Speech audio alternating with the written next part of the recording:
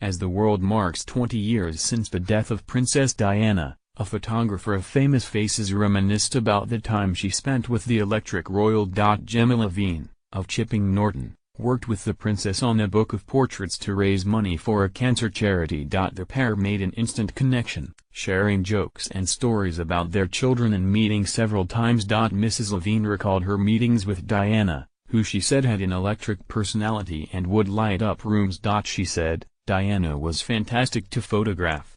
I said to her, I only have one request, I want you to take off all your jewelry. You have such a fantastically beautiful face, why let the jewelry detract from that?" We did 2 sessions together and they were terrific fun. She sent me lovely flowers to thank me.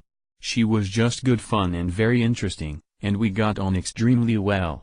There was continuous conversation, easy, warm and humorous.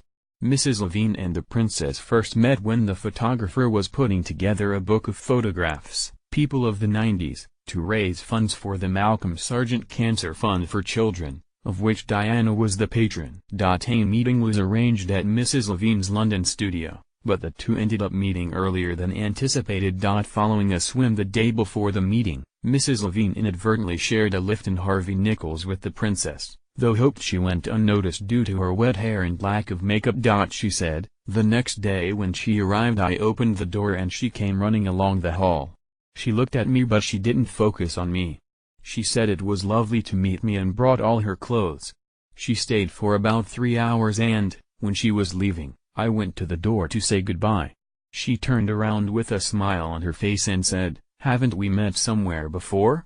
Their chance encounter in the lift is not the only amusing anecdote Mrs. Levine has about the princess. Once, when returning home at midnight, she was alarmed to hear the sound of her telephone ringing. "I thought, who is that at this time?" said Mrs. Levine. I answered and a voice said, "Hello Gemma." I said, "Who's that?" She said, "Diana." I said, "Diana who?" And there was just a peal of laughter. She was in hysterics. Then, just a few years after they had first met, the news came on August 31, 1997, that Diana had been killed in a crash in the Pont de l'Alma tunnel in Paris. Mrs. Levine said, "I remember it. I was in my car early in the morning and I got the shock of my life. I stopped in a lay-by to cry. The World Service asked me to come to London to talk about the work I did. I felt very lucky to do that. I had something lovely to say about this lady." Mrs. Levine started her career in photography 50 years ago.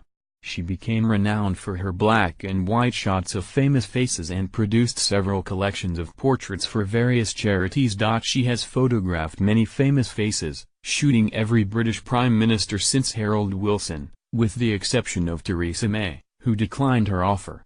Princess Diana was a frequent visitor to Oxfordshire.